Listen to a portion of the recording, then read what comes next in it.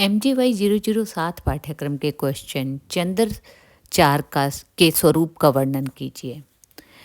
चंद्रमा का स्वरूप अन्य ग्रहों से भिन्न है क्योंकि चंद्रमा को ज्योतिष शास्त्र में प्रत्यक्ष देवता कहा जाता है। चंद्रमा पृथ्वी का सबसे निकटतम ग्रह है जिसका प्रकाश रात्रि में स्पष्ट रूप से दिखाई देता है। एक समय ऐसी अवस्था आती है कि चंद्रमा का आकार श्रृंग की तरह हो जाता है, जैसे बैल का सींग होता है। उसी प्रकार चंद्रमा का श्रृंग होता है, जिसका ज्योतिष शास्त्र में विशेष फल कहा गया है। चंद्रमा का बिंब सूर्य से प्रकाशित होता है, परंतु चंद्रमा का बिंब यदि पंच तारा ग्रहों अर्थात मंगल, बुध, गुरु, शुक्र और शनि से वैदित हो जाए तो यह पृथ्वी पर अलग अलग फल प्रदान करते हैं। चंद्रमा को मन का कारक कहते हैं। सभी ग्रहों में चंद्रमा की गति सबसे अधिक होती है। चंद्रमा को सोम, सुधाकर, कुमुद प्रिय, कलानिधि, रजनीपति, रोहिणीपति, शुभ्र भानु, उड्डपति, शीतकर और निशाकर आदि नामों से जाना गया है। चंद्रमा का चार एक नक्षत्र में लगभग एक अहोरात्र तक रहता है। उसी प्रकार लगभग एक राशि पर 2.25 दिन तक रहता है। चंद्रमा का चार भिन्न भिन्न नक्षत्रों में भिन्न भिन्न फल प्रदान करता है।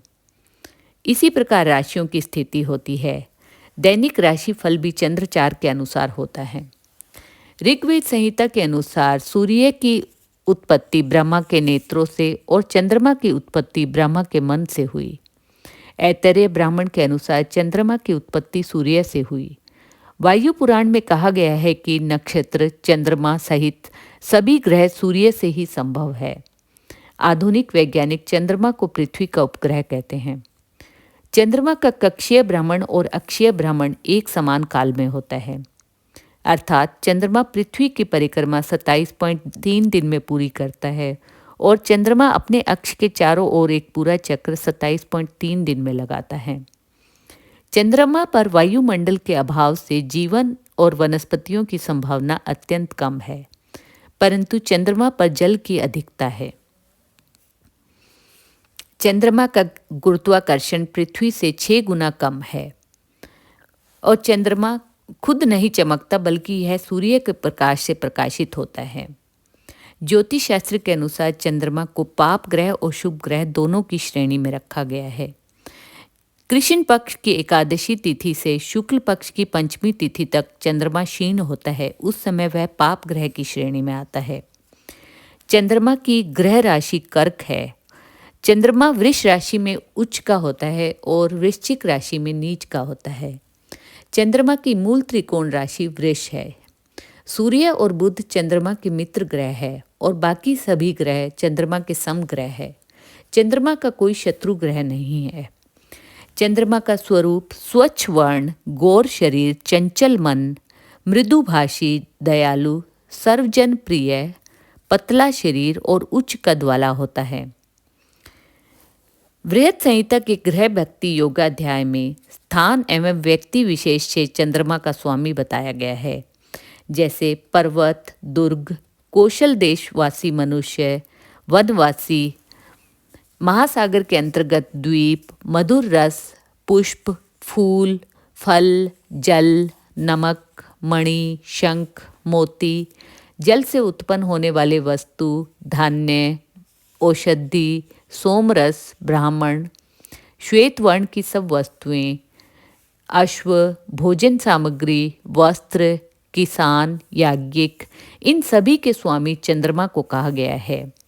चंद्रमा की अशुभ स्थिति हो तो शरीर में पांडु दोष, जल दोष, रोग उत्पन्न होते हैं। चंद्रमा को मन का कारक कहा गया है। चंद्रमा को राजाओं की प्रसन्नता, माता और ऐश्वर्य का प्रतिनिधित्व करता है। 30 तिथियों का एक चांद्रमास होता है। एक अमावस्या से दूसरी अमावस्या तक चंद्रमास होता है। पूर्ण चंद्रमा का बिंब 12 अंगुल का माना गया है। चंद्रमा के शुक्ल भाग की नोकों को श्रृंग कहा जाता है, कस्प या हॉर्न। इन दोनों श्रृंगों को मिलाने वाली रेखा चंद्रबिंब के उस वृत्त का व्यास होती है जो उसके प्रकाशित भाग को अप्रकाशित भाग से अलग करता है। प्रतिदिन चंद्रमा की गति के कारण चंद्रबिंब के शुक्ल भाग की हानि और वृद्धि होती रहती है। इस प्रकार जो चंद्रमा के श्रृंग भिन्न भिन्न तिथियों में भिन्न भिन्न आकार के दिखाई पड़ते हैं और चंद्रमा के भिन्न भिन्न स्वरूपों के दर्शन भिन्न भिन्न तिथियों को होते हैं और इन्हीं स्वरूपों को प्राचीन आचार्य 10 प्रकार के भेद से निरूपित करते हैं जिन्हें चंद्रमा का 10 संस्थान कहा जाता है। इन 10 संस्थानों के नाम इस प्रकार हैं: नव संस्थान, लांगल संस्थान, दुष्ट लांगल संस्थान, सम संस्थान, कार्मुक संस्थान, युग संस्थान, पाशरशाइन संस्थान, आवर्जित संस्थान और कुंडाख्य संस्थान। नव संस्थान का तात्पर्य है कि चंद्रमा का श्रृंग नौका के समान हो जाए, अर्थात नाव के जैसा हो जाए। जैसे नाव के दोनों छोर उठे हुए होते हैं और बीच का भाग दबा हुआ होता है, उसी प्रकार चंद्रमा का श्रृंग हो जाए तो नाविक लोगों में पीड़ा होती है और बाकी सबका कल्याण होता है, अर्थात नौका से जीवन यापन करने वाले लोगों को छोड़कर बाकी सबका कल्याण होता है। लांगल संस्थान। लांगल का अर्थ होता है हल। किसान जिससे खेत जोतता है उसे हल कहते हैं और हल का एक भाग ऊपर की ओर उठा हुआ होता है। यदि चंद्रमा का उत्तर श्रृंग आधा उन्नत हो जाए तो लांगल संस्थान होता है। इसमें हल से जीवन यापन करने वाले लोगों को पीड़ा होती है, अर्थात किसान को पीड़ा होती है और राजाओं में सुभिक्ष होता है, अर्थात राजाओं को धन की अधिकता होती है। दुष्ट लांगल संस्थान। इस संस्थान में दक्षिण श्रृंग मोटा होता है और उत्तर श्रृंग पतला होता है। इस प्रकार इस समय में पांडु देश के राजा की मृत्यु होती है। पांडु देश अर्थात दक्षिण भारत के समुद्र किनारे के देश और सेनाओं की जिम्मेवारी बढ़ती है। अगला है सम संस्थान। इस संस्थान में चंद्रमा का श्रृंग दंड के समान दिखाई देने लगता है और इस समय में जिस प्रकार प्रतिपदा के दिन सुभिक्ष क्षेम और वृष्टि होती है, उसी प्रकार 1 महीने तक सुभिक्ष क्षेम और वृष्टि रहेगी। दंड संस्थान। यदि दंडाकार चंद्रमा का श्रृंग दिखलाई देने लगे तो यह दंड संस्थान कहलाता है और इस समय में गौओं को पीड़ा होती है और राजा बहुत कठोर दंड देने वाला होता है। कार्मुक युग संस्थान। यदि चंद्रमा की आकृति धनुष के समान हो तो उसको कार्मुक संस्थान कहते हैं। इसमें युद्ध होता है तथा जिस तरफ धनुष की जीवा रहती है उस दिशा के राजा की जीत होती है। अगला है युग संस्थान। यदि चंद्रमा का श्रृंग उत्तर और दक्षिण विस्तार लिए हो, अर्थात चंद्रमा का श्रृंग चौड़ा हो, तो इसमें भूकंप इत्यादि की संभावना रहती है। पाशरशाही संस्थान। यदि युग संस्थान के लक्षणों से युक्त चंद्रमा के श्रृंग में दक्षिण श्रृंग का आगे का भाग कुछ ऊंचा हो तो इसे पाशरशाही संस्थान कहते हैं और इसमें उद्योगपतियों का विनाश होता है और वर्षा का अभाव रहता है। अगला 9वां संस्थान है आवर्जित संस्थान। यदि चंद्रमा का एक श्रृंग नीचे की ओर झुका हुआ हो तो वह आवर्जित नामक संस्थान होता है, जिसमें मनुष्यों और गोवंश के लिए अकाल पड़ता है। अगला है कुंडाख्य संस्थान। गोलाकार रेखा जो चंद्रमा के श्रृंग के चारों ओर दिखाई दे तो उसे कुंडाख्य संस्थान कहते हैं। उस समय जो राजा होते हैं वे अपने पद से हट जाते हैं, अर्थात उनके पद का त्याग हो जाता है।